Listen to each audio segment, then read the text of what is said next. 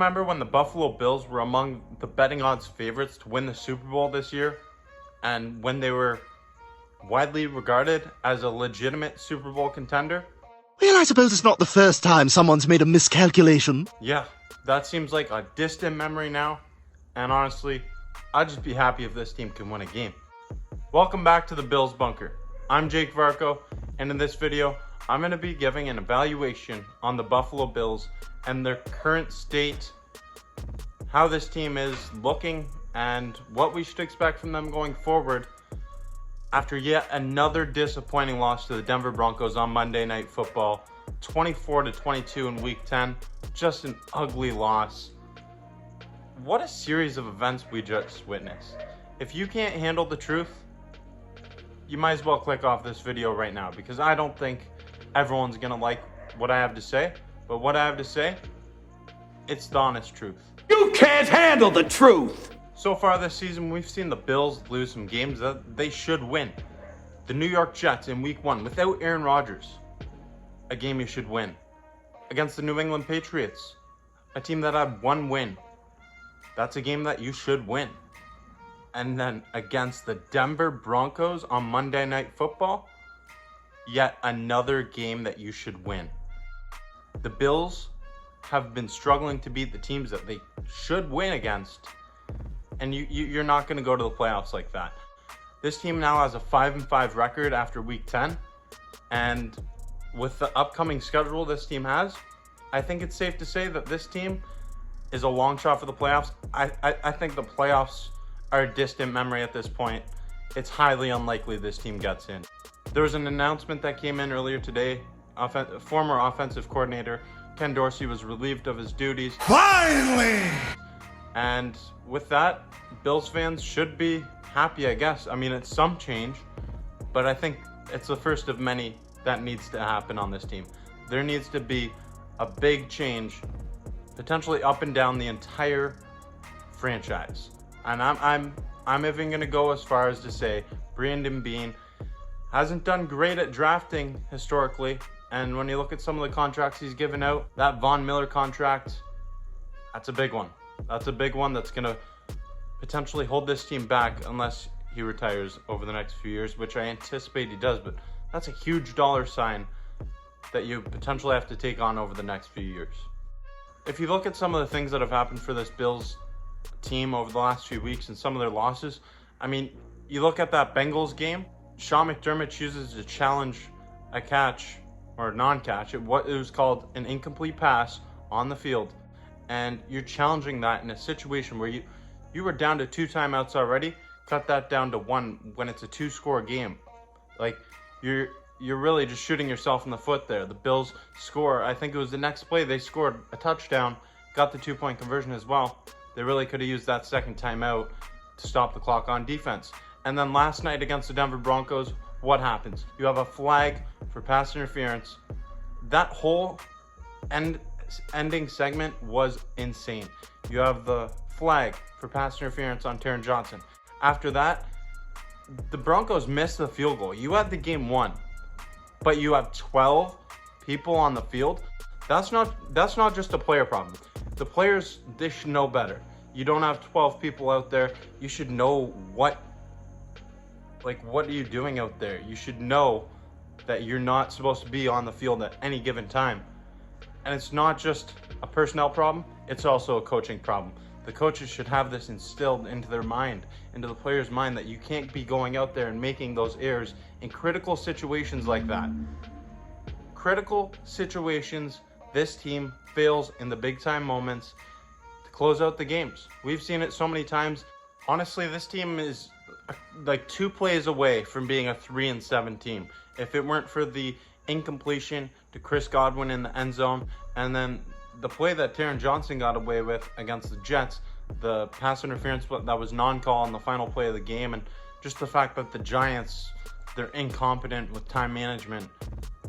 If the Giants were a little bit more competent and were able to put up points in the first half of that game on their last drive, or even on the last drive of the game as a whole, Giants win that game. So the Bills, we're really close to being a 3-7 team right now, which the whole world would be flipped upside down, and I feel like Sean McDermott would be fired.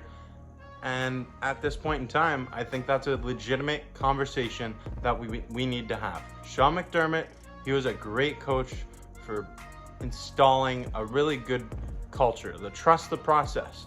I was a big buyer into trust the process and that quote, and it really brought Bills Mafia together. But at this point in time, I think it's clear Sean McDermott has his limitations as a head coach in the NFL. He's a defensive-minded head coach, and right now we're wasting away the prime years of a special quarterback in Josh Allen, who also hasn't looked like himself this year.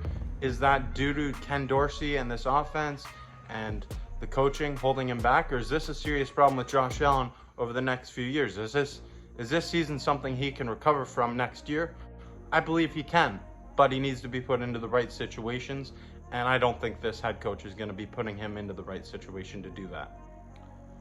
And offensively, I don't believe that Josh Allen has enough weapons either. Dalton Kincaid, emerging youngster at the tight end position. I love what I've seen from him in his rookie campaign. Stephon Diggs, we know he's a top 5 receiver in the NFL, maybe a top 3. You could argue it. He is one of the top tier receivers in the National Football League. I mean, you look at other positions. Gabe Davis, he's not it. Khalil Shakir, he's all right, but that's not a true number 2 and number 3 wide receiver in the NFL for a team that wants to win a championship. If you look at the Cincinnati Bengals, Philadelphia Eagles, these teams don't have that problem. Heck, look at the Miami Dolphins.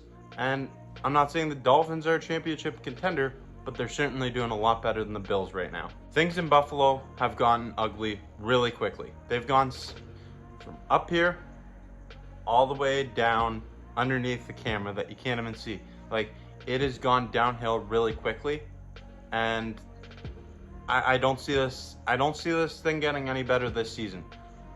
How much of a difference is firing Ken Dorsey going to make? Maybe you have some better offensive plays and schemes drawn up. Sure, that's a potential thing, but I don't know that it's going to have much of an effect long term for the remainder of the season. When you look at the teams on the schedule coming up, you have Kansas City, Philadelphia, Dallas. Chargers aren't a joke. Dolphins. You got some tough games, and if you can't beat the Jets, Broncos, or Patriots, you're not going to beat them either. As of right now, I'm saying that this season, it's a write-off. It's done. It's over for the Bills. And maybe, just maybe, maybe give them a 1% chance of turning this thing around and righting the ship. But when you look at the schedule coming up for this team, it's certainly not likely. Like I said, that 1% chance, maybe even less. I still have hope for this team going forward beyond this season. Not this year, maybe next year. But it's that same old saying, oh, we'll get them next year. Yeah, maybe I'm insane. I believe in some of the players here. Josh Allen, Stephon Diggs. Like, you have a good core of players there, but you don't have enough. You do not have enough, and the coaching, you hold Ken Dorsey accountable, but you need to hold the other guys accountable too. Sean McDermott, he was great at the beginning of his tenure, but going forward, I don't see it working out with him. If you've watched my channel over the last few years, you'd know that I'm generally a pretty positive person, and I don't like to harp on teams too much when they're down and not playing well. But man, this team right now, this Buffalo Bills team, they're deserving of all the criticism that they're receiving from the outside looking in. Because right now, they've just let a whole fan base down. This team has been disappointing. They had sky-high aspirations for that Super Bowl. Be careful not to choke on your aspirations. And they're free-falling all the way from the sky down to the middle of the pack, middle of the standings, and who knows, they might even drop down further because this team has no confidence, and the schedule ahead is tough. I think the remainder of the season is a write-off. Maybe next year they pull something together, but it remains to be seen. There needs to be some accountability, and that starts all the way at the top. And then you gotta address the situation in the locker room, whatever's happening in that locker room, and that product that they're putting out on the field, it's not good enough. There needs to be changes up and down this entire thing. I want to know what you think about this Bills team. What's the situation? Why do you feel that they're struggling so much? What change would you like to see the most? Let me know that in the comment section. What would you change about this team if you could change one more thing? You got your wish with Ken Dorsey being fired earlier today, but what would be your next change? Let me know in the comment section down below.